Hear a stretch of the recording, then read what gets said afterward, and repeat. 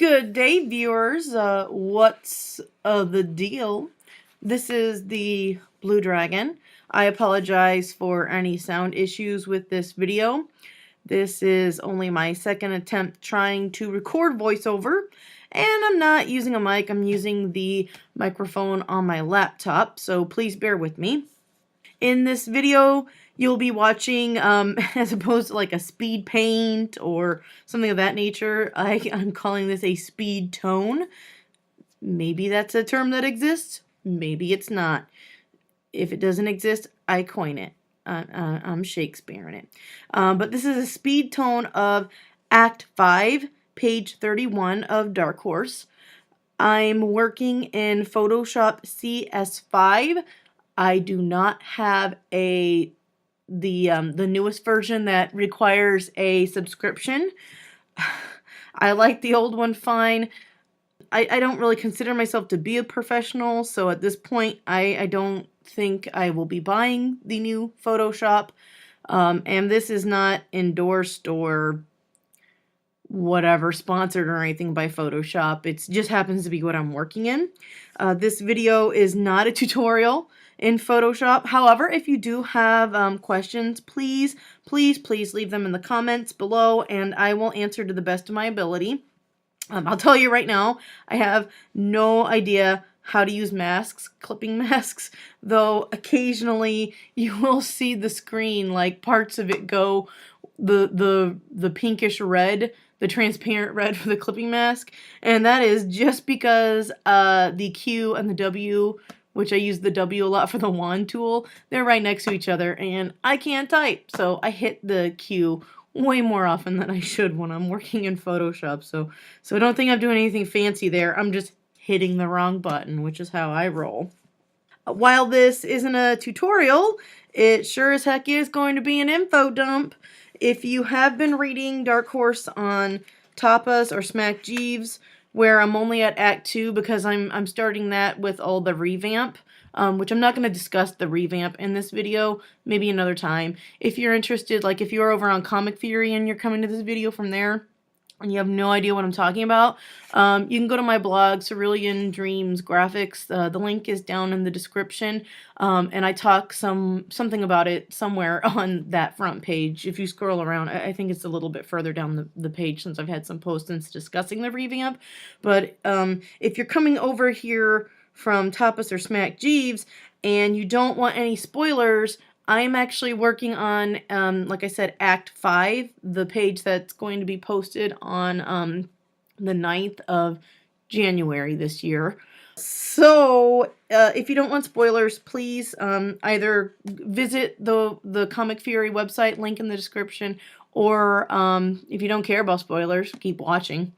It's not too big of a spoiler, but I am going to be discussing a lot of things regarding Kana and Rina and the characters that are on this page. Well, mostly I'm going to be talking about Mia. I'm not going to really be talking so much about Rowena, unless I have time. I've recorded this twice already, and I ran out of time for them twice, so I'm probably not going to talk about Rowena, Rowan, and Renshaw, but hey, if I have time, maybe I will, but probably not. I'll save that for another video, because I did write out like a script for it.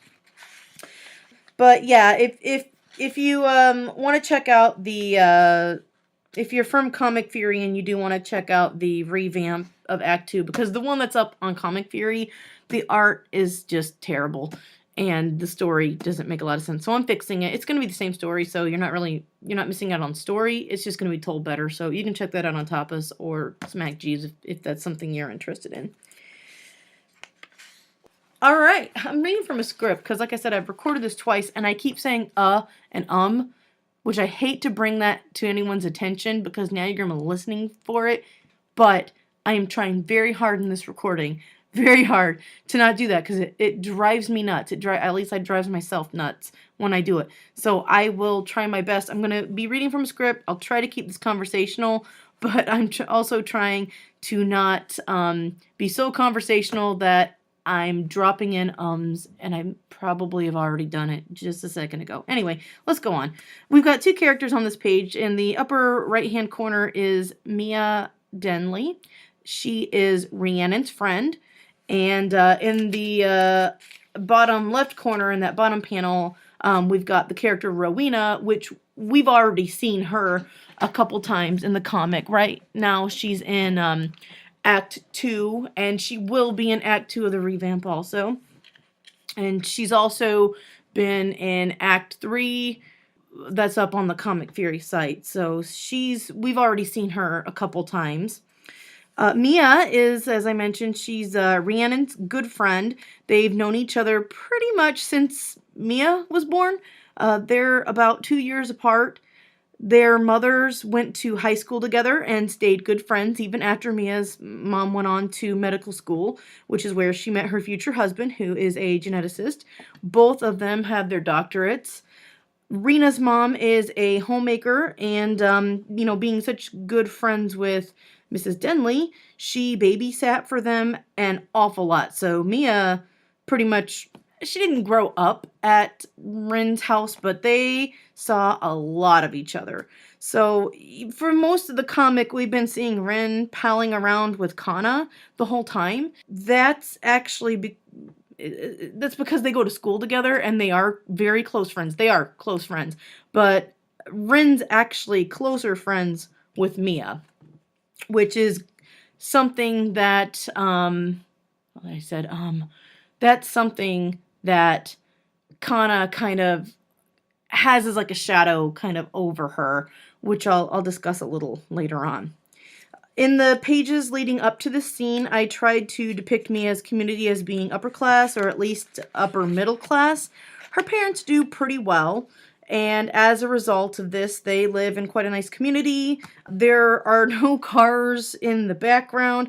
This isn't just because I didn't want to draw cars. I have been trying to improve on backgrounds and drawing vehicles. I had one in a scene a couple pages earlier, but I also wanted to kind of get it across that they lived in a nice neighborhood. There was not a lot of traffic in this neighborhood, and it is in the middle of the day, so most people are either at work or just not home.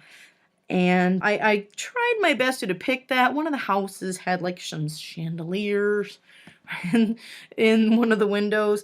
But Mia is her lifestyle is very different from that of Kana and Rin. Likewise, Mia does not attend public school with Rin and Kana, so Mia doesn't really know Kana as well. She sometimes hangs out in the same group as Rin and Kana, so they do know each other, but if given the choice, they probably wouldn't be friends, and in the future they are going to dislike each other even more. Kana, to be honest, she's a little jealous of Mia, and I don't want to spoil too much about what I'm talking about in this video, so I'll get into that later.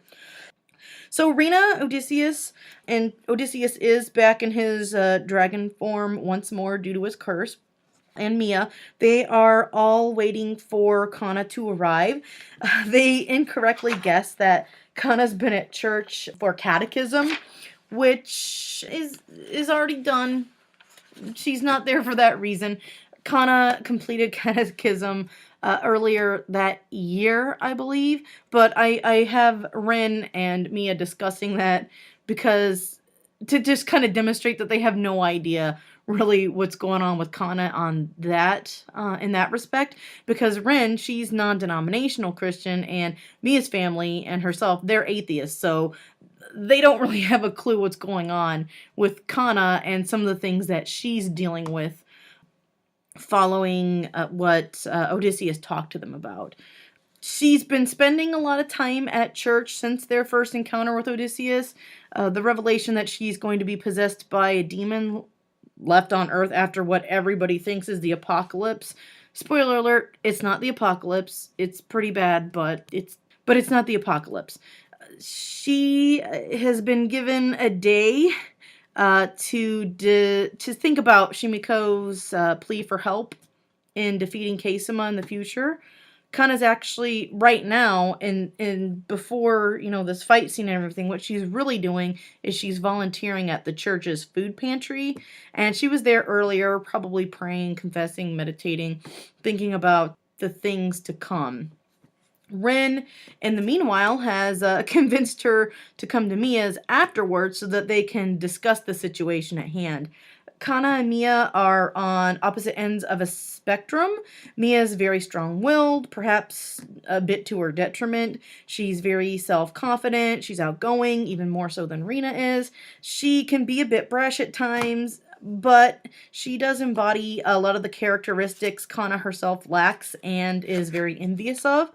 Kana and Rina, they're both picked on a lot at school, which is how the comic starts out.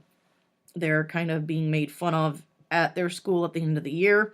As a result, Kana's, you've seen her, she's a bit sarcastic, she can be a little bit cynical at times, she mutters little quips to herself. She's a bit envious of how Mia has this ability to be so confident in herself. At the same time, she doesn't realize that Mia's been kind of pampered her whole life. She's an only child. She comes from money. She goes to a private school. She's pretty popular there because she is very, self-possessed. So she, when you're a teenager, you don't really take all these things into consideration. And Kana also feels bad because she knows she's not supposed to be envious. That's something that's kind of against her moral beliefs, and yet here she is constantly feeling second best to Mia, who has a lot of characteristics that she wished she had.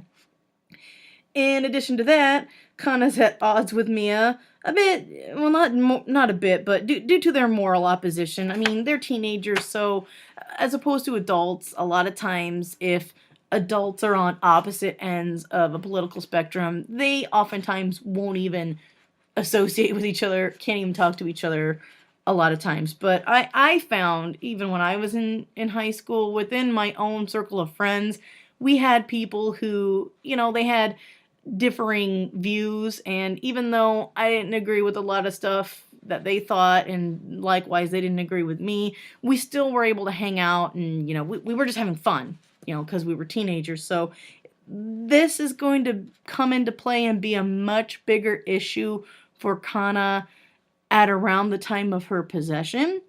But now, in this period of the timeline, Kana is okay with hanging out with Mia, even though they, are very morally opposed.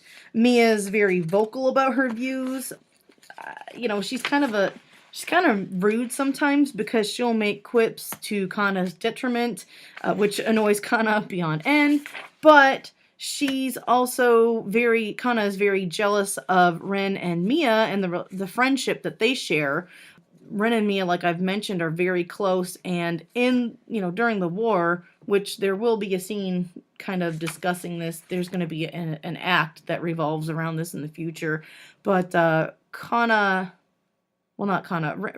and Mia actually, due to a lot of the trauma during the war and their close friendship, they have a very short-term relationship. I'm not going to talk about how that ends, but this is something else that Kana is very jealous of. Not for the relationship status, because Kana is heterosexual, just period. But she gets jealous because to her, she's always playing second fiddle to Mia. Kana doesn't have a lot of friends anyhow. Rina doesn't have a lot of friends. But Rina is Kana's pretty much her only friend, her only close friend.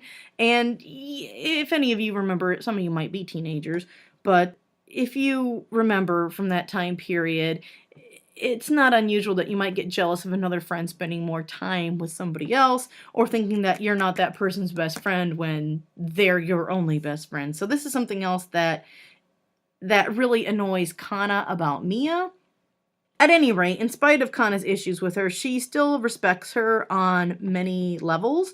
Mia's, like I said, she's a year or two younger than them, but she is getting ready to start her freshman year at the same time Rina and Kana are. So she's very smart, at least book smart.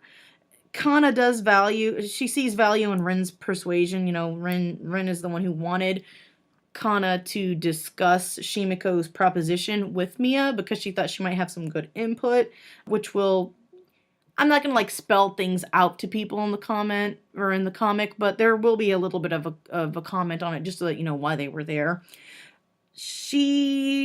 I mean, you know, they, instead of talking to an adult about some serious issues, they're just gonna, you know, talk to other teenagers, because that's what you do when you're a teenager. You don't open up to adults. I don't know why we don't do that. We think that we're the only ones. Well, not me now, but when I was that age, you know, you think you're the only one that's dealing with it, and your parents could never understand. But you know, maybe they should have talked this through with some of their parents. Something might have happened that was good, but yeah, you know, they don't. Let's see here. At this point in time on the video, the gang's all waiting for Kana to arrive. Odysseus is there because Kana has not allowed him into her house. So he went whining to Rena because Rena, he was never even trying to kill Rena, and he's kind of got a soft spot for her, at least in the future, not as she is now as a teenager. He doesn't, you know, care here nor there about teenagers, but he likes her in the future, so he goes whining to her, and Odysseus is the one who really causes the trouble here because Rowena, Renshaw, and Rowan, the only reason they're here is to get him. They are not here to intervene with Rena. They're not here to intervene. They don't even know she has the Crystal Lotus. But they're not here to intervene with Kana. They're only here on order of Keisuma, because in Act 2, they were transformed into these kind of bird people. They don't start like that. They aren't like some of the other Fae folk in the comic. They were transformed into that, and they kind of fear her power, so they've been in her court for a while now, for many years, as long as Odysseus, and they have been sent to retrieve him.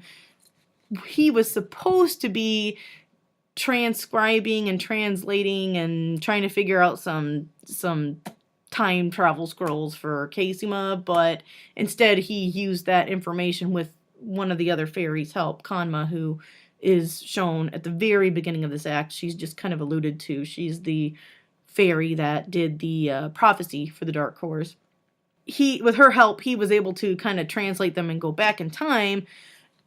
It'll be shown how they get here in a future act, so I don't want to like spoil that at all, but they're here only to get him back and drag him back to the future, which oddly enough is what Shimiko was come there to do also, but she got sidetracked by some more important things.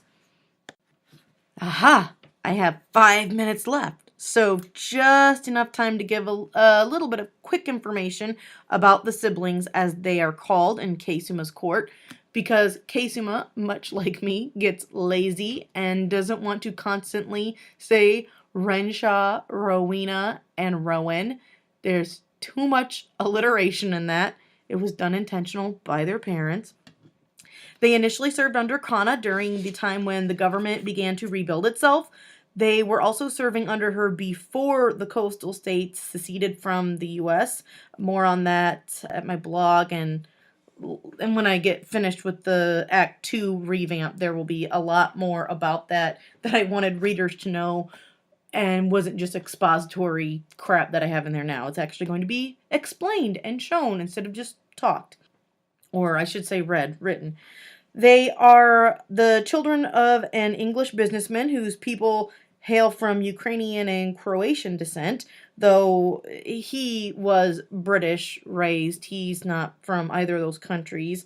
He's probably second or third generation, but that's why they have the last name of Novak. His secretary, whose parents were, and I please forgive me if I am mispronouncing this, her parents were of the Chinook tribe. I believe that's in, I believe those people hail from either Washington State or Oregon. I was trying to keep things in that general area.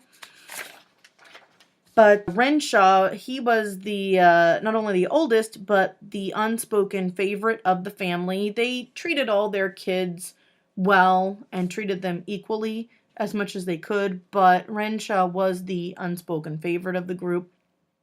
Rowena was born just a few minutes before her fraternal brother Rowan. She's very protective of Rowan, he's actually very soft-spoken. He's something of an introvert, always a peacemaker, non-confrontational. Rowena, on the other hand, is a bit of a hothead. She's ready to throw punches quite often and can be very intense at times. She and her brother, in a very weird, not weird, but a very rare coincidence, are both albino. And to be honest, a lot of the choices that I made for Dark Horse were inspired by my love of rock music, specifically classic rock music, but I listen to all kinds of genres, not that anyone really cares. But the title itself of Dark Horse comes from George Harrison's record company and the song titled Dark Horse. So these two, they were actually inspired by some of my favorite musicians. They were also like my dad's favorite musicians, and that's Edgar and Johnny Winter. Except for those two were not twins at all. They were born a couple years apart, I think. God rest Johnny Winter's soul.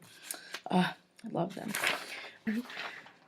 I also wanted to make them albino because in film and like a lot of places, every time you see someone with albinoism, they're playing the antagonist. So, spoiler alert, these characters are not what they seem to be.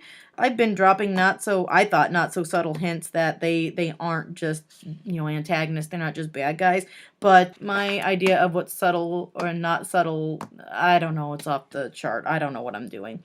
So, it's not a big spoiler, but they're not exactly what you think they are, or what I'm leading you to think they are. That's it for this time. I hope you enjoyed my rambling on. Check out Dark Horse if you haven't. It will always be free online. The links, like I said, are in the description. If you want to, you can let me know whether or not you like this video and my fumbling and stumbling about. I will get better with time. I hope I will try to improve. I will try to improve, not I hope I'll try. But tell me if you like the video. How long do you think these types of videos should be? I like to leave things going while I'm doing art, so this one's only 20 minutes long, but I like to put on longer videos, but I know some people get bored with that, so let me know what your opinion is in the description. Constructive criticism I am always welcoming of. And random question, I don't know, I just want to, what's your favorite dessert? Have fun with that, put it in the comments if you like. And hope you all have a great day. Bye.